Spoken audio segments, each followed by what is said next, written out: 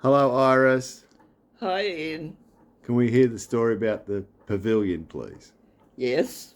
Well, I don't know whether you know how the building was. It was a very big weatherboard place, and it was known as the council Dressing sheds? dressing sheds. And the sheds had all cabins to change and wheel thing that you had to go through, like The a turnstiles. turn. Yes, Yeah. and when the beach, well, he was beach inspecting, they used to be all there at that particular In place. the little corner spot or what? They had the little office in the corner? Yeah, well, then when we moved down there, or we were going to move down there, they put another section, cut it off for the beach inspectors. Oh, in the corner there. Yeah, on the corner, on the end where the summer sheds were and that. But go back to where the council gave the idea to put the shop there, did they? Yeah, well, the council, Keith got the idea that if we put the residents on top, we could live there and work underneath, and he could still be a beach inspector, and we went from there. So we got a permission from the council to build the residence on top, which was quite adequate, but we look at it now and think, well, it's very small, but we reared our family there. Yeah. And you built the shop as well downstairs. we built You the had shop house upstairs. underneath. He was very handy, Keith, with ideas and. But you sold the place up on top of the hill. Yep, yeah. We sold our house at Bell Street, and then So Vicky was 2, yes, Vicky was 2, and my dad was still living with us, and he was living up with you upstairs. in Bell Street, yes. Oh, Bell Street, but he didn't move to the. But he never made that. He was a returned soldier, and he was a very sick man for many years, and I had looked after him.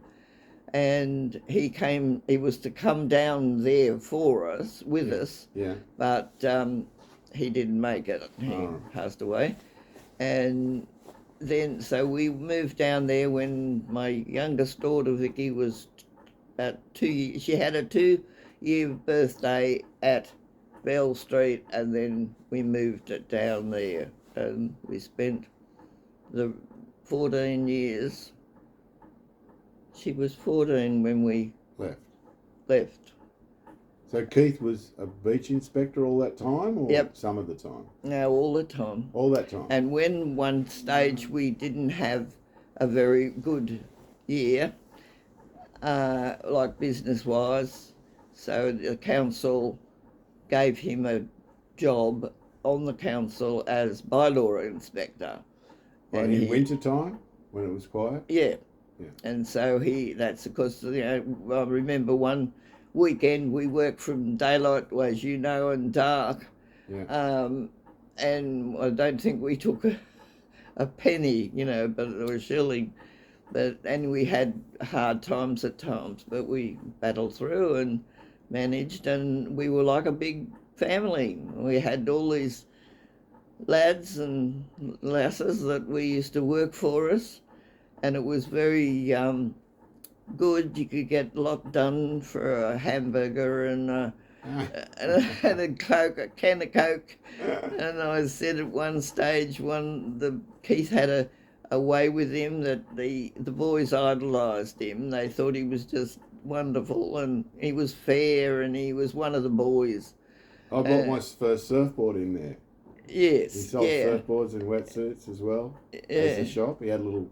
Yeah. He was selling surfing gear. Yes, we did that. We added that to our hamburgers and jaffles and everything, and the boys always used to tell me that was the best ones they ever got. But I said, but you could always get a job done. I remember one year we had a delivery of cans of Coke, and we had a whole semi-trailer out in the back car park, and it had to be unloaded. So when the boys all Ah. came around, Keith said, well, come on, you're on for lunch if you come and help me do this. Ah, And we ended up stacking them under our staircase that led up to Yeah. our home, Yeah. our residence. And they all got, like, had a... free jaffle. yeah, they all had free lunch, but they all got there like, it was like a what do you call that? Passing the parcel Oh, sort yeah, of yeah, thing, yeah. unpacking them under the stairs. Oh. And he used to help the kids with surfboards. He let some of them make surfboards in the back and in our... Richard Evans. Yes, Richard Evans. And it was, you know, and I had a rule that when the King, the dog, came handy because I used to walk out on the balcony and King would look over the fence, over the balcony. If I didn't know anybody down there, I wouldn't, you know, bother thing. Go on. And I had a rule that they couldn't knock on the door before 6 o'clock. Ah, that was me. And I'd say, what are you doing there? And they'd all look at me and say, with little puppy dog eyes, and say, oh, but the surf's up, Mrs. Willmott, we want the surfboards. So I used to Yeah. weaken and let them in. I used to leave mine there for a while. In there, knock on the door at 6 o'clock, and Well, Keith would have to walk down the steps. Well, you know, the thing is that what gave us the idea, Ian, was that when the sheds were a good space, but the lockers, swimming costumes were horrible in the early days, like they weren't drying like the nylon-y ones and that. So the lockers weren't being used because people would just either slip their cosy off or just put something on over them till they go home, sort of thing. And so the cabins weren't being used. Right. So Keith got the idea that the young kids that didn't have cars and that could store their boards there until in the cabin. yeah, Right. and it was a good section. He's And very enterprising, Keith. yeah, Full of ideas. he was always good with ideas. And You then had we the got the first- idea of buying the bikini. I used to make bikinis and You made them, sewed them. yes, Oh, and, right. and creams, and you know, Oh. we had different things. We were creative, put Yeah. it that way. At You had times. the first microwave. Yes, Remember we had a when the huge came? microwave. Yeah. And then Vicky was watching her father one time build cool room, you know. Yeah. And she said, oh, Daddy, that's too much work. You know, he was all doing the lining of it so that it kept cool. The insulation, then the girls that I used to have working for me, they were all terrific kids. And actually one of them, she still comes up and sees Vicky, her husband, rides the bikes at the bike competition when it's on. Melinda Mitchell, do you remember Melinda? Melinda Mitchell said to me, Mrs. Willmott, I saved all the money that you and Keith, you know, sort of Gave you? gave me for working, and they used to work. I used to let every now and again, if it was a stinking hot day, I'd say, all right, take it in turns, but go and have a swim and cool off, you know, because they used to work hard in the kitchen. And so they do that, and then on odd occasions, if it was very, very hot, I might go and have a swim. And then they'd all say, oh, Mrs. Willmott's going for a swim. Oh, it was like, you know, really, really something, you know. And when it was a really hot day, they'd say to me, they'd be missing. They'd say, where is she? does anybody know where Mum is? Or, you know, like the kids that come and want Mum. And she's in the cool room having a beer. To cool down. Yeah. It was so and hot. the garbage men that used to come early morning working, and they'd come in and somebody had given them a bottle of DA, you know, a little Turley, and they'd say, "Can you change that for a cold one, Iris?" Ah. It wasn't cold, you know. So, yeah, I can do that. Because they wanted to have a drink. Yeah, they can have a drink. Yeah. Remember Greg Zoulos? Great. Greg Zoulos. He Great. made the candles. He made the sand candles. Yes, yeah. Yeah, He worked out there for a few years. Yeah. We all were coming up with ideas. And we didn't have any problems, Ian. I remember one time we had the surfboards for sale along the wall. Yeah. And I don't know why, but I just glimpsed over and I sang out to Keith. Somebody just walked out with a board from that, the right. wall. Yeah. And all the you kids, I don't know who was at the time, grabbed him. I told Keith, and he went that like south and around, and Keith went out into the car park this way, and the boys were all after him. Oh. Go on, thump him, Keith, thump him.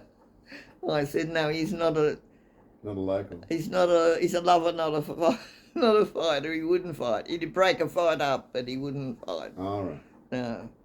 Yeah, they all wanted him. And so it was a young boy, Peter. He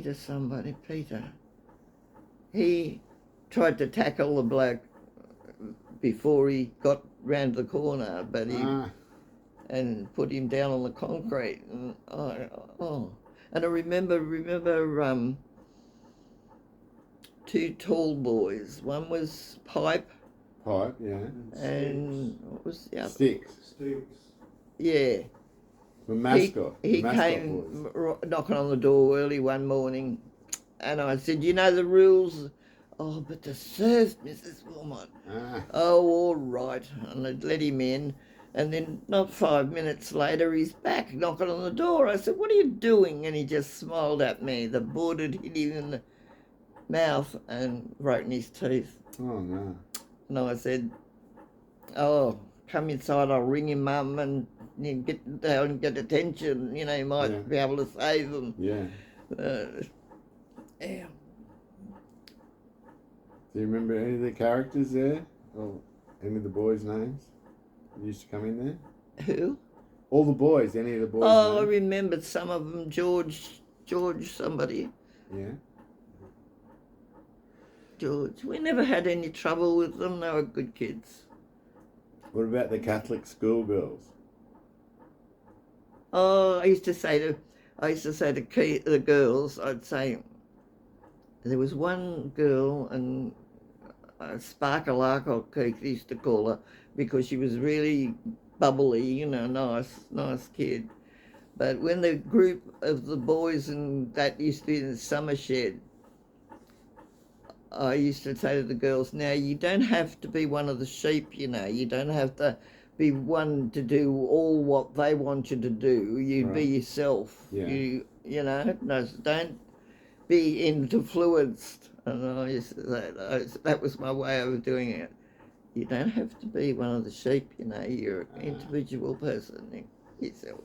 I remember you told me that, because you'd be in the shop and they sort of ignored you like you weren't there, and you could hear them talking, and you said the Catholic schoolgirls were the naughtiest girls than the normal. Well, they were the ones that seemed to kind of get into trouble. Yeah. Yeah. Because they were doing all the talking and they just forgot about you, and you were listening to all this. Like, oh my God, listen what they're talking about. Yeah. Oh. It was hard work, Ian, but we enjoyed it. We looked after, we liked the kids. They were all good kids.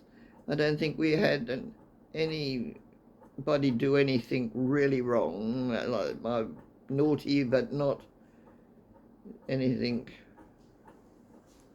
What happened in winter time then? Would it slow down, or you? Well, that's where we come up here and have our holidays, and I'd get a report from school. Wendy would have done better if she hadn't had the thing. I'd say, well, that's all our weekends. We don't, I said, for all that time, that's our weekends. And they were getting education anyway, because we ended up 1970s, we went to Cooktown. We went all the way up Right. and to Cairns and across, and we went to Cooktown, and it was the centenary for Captain Cook's landing. Right. And of course, she was doing this at school when, Oh. and went. So I said to the teacher when she said, "Oh, it doesn't matter if she'd had." I Yeah. said, "But she's had education." I said, "She got a photo of sitting on the cannon that was on Captain Cook's boat up in Cooktown." So you'd close the shop down, or you'd have people close running the it? shop down. Wouldn't have anyone Usually, else running it? when we weren't there, when we were away, my brother stayed it a couple of times with his kids down to look after. Who were the they? place. Was that, Yeah. is that Bruce? Who you keep saying Bruce, eh? Yeah. And who was he? What was his girlfriend? Joan was his wife, Wife. Oh. but that was his wife, but died very young. Oh, not I very remember young. a guy but- there, but or like when you went well, there, there was actually- someone else there. She died when her eldest daughter was about 14. I never got on with my sister-in-law very well. Keith's sister. Yeah. That was Keith's I did, but no, my brother's Oh, wife. your brother's wife. Oh, Yeah. right. Yeah, I had a row with her once. She was living with us, and I came home and she said something to me. She said, "Oh, miss somebody's home that gets waited on hand and foot and doesn't do anything." And I said, "Well, it's a poorhouse that can't keep one princess." No. What was this? It's a poorhouse that can't keep one lady or something. And our neighbours were so close, Francis Brodie, the Brodie boys, they were twins. And I used to, when she had the twins, I used to go with her when I was about 16. No, I wasn't 16, I was younger than to help her with the twins. And her kitchen window was opposite the bedroom that Joan and Bruce had. And she was in bed, and she said this to me, and I said, "Oh, it's a poor house, I can't keep one lady, isn't it?" And Frances next door said, "I heard that, Iris." The window, she heard it through the window. I heard that. I said, "Well, it is, isn't it?" You know. So what happened in the end? Did you move up to Noosa? Is that why you got out of there, or you said 14 years? What did the lease run out? Oh well. Yeah, we moved up to Noosa then. Yeah, that's when we went up here. Did the lease run out, or you just had enough, or what was the situation?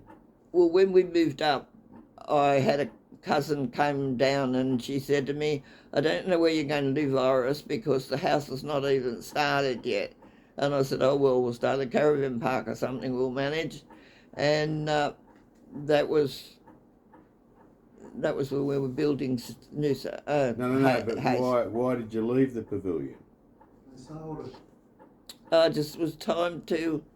It was no. It wasn't when the council wanted to knock it down. No, the council. No, the council. Did someone take it over? Or? Yes, yeah, we sold it. To a couple of gay guys. Oh. Which didn't go down too well with the boys. Oh. The boys, they weren't very nice to them, I don't think. Got sick, yeah. Right? One got sick after they pulled Yeah. it. But They it were, was time for you to go because you just worked so hard. yeah. It was time. Yeah, it was just time to retire. Time to retire. And Keith had finished the beach inspector. Yeah, He worked all he that was time. beach inspector all the time. Like, No, he wasn't. No, not all the time. This is what I'm going to say. No, he wasn't. He was just there. He was lucky that they were lucky that he was there because he always saved people, you know. And, yeah. But as I said, it was hard work. But because I don't know Did whether you you get a day remember, off? I don't know whether you remember Pam Dent. Pam. Pam, yeah, that's Pam. Who was she? Who was her boyfriend? Keith Hutchison. Keith, that was it. Yeah, I remember that. Well, they come up. They used to look after it before you went away, didn't they? Yeah, yes. They lived there and looked Yeah. after it, I'm sure. No, they did. I don't think they ever stayed there, did they? Love? No. No? No, they was just locked up. It used to close down totally. You closed the whole place down. Yeah. For 3 months or 6 weeks or? Yep. Yeah, well, the council men were there working still in the back. You know, they had council had a cleaning group there. Okay. Yeah. And the lifesavers were on the corner though. Yeah. Mm. Well, they closed down too, the lifesavers, or what? Yeah, they yeah. No? They work through. What, love? What'd you say, right? The beaches work through winter. They were worked right there through. still, didn't they? They might have scaled it down, Mm. you know, not as many. Yeah. Yeah. Yeah, well, you were Mrs. Maroubra. Well, it's funny you should say that because you know that Wendy married Bruce from Longreach. Oh, well, she married this lad from Longreach. And It's a country boy. he's a country boy, yeah. And he's a mechanic. He's pretty good. He's good to have around. His mother comes over every year at Christmas time, and his sister lives in Brisbane. And she went home a couple of Christmases ago with her mum, and they'd had a paddle steamer on the river, and that used to go out. And they had another one. They bought a paddle steamer from a company in Adelaide, and they had it shipped up there. And they're going to have these afternoon cruises and dinner and that on the boats, which they used to have with the other one, but they got too old. And a couple of Christmases ago, Beth went home for Christmas, and they decided they'd go on this new boat, and see what it was like. So her and her mother went on that, and then she met a couple on the boat. They were talking, and she asked them where they came from, and they said Maroubra in Sydney, New South Wales, in Brisbane. And she said, I thought about it, and I thought, no, maybe I shouldn't ask. And then she said, oh, well, why not? So she said, you wouldn't have known the Willmotts, would you? And she said, and this bloke said, yes, he said, I knew the Willmotts. My father was a mate of Keith's. And she said, my brother's married to Wendy, the eldest girl. They said, oh, yeah. He said, the Willmotts are royalty, he said.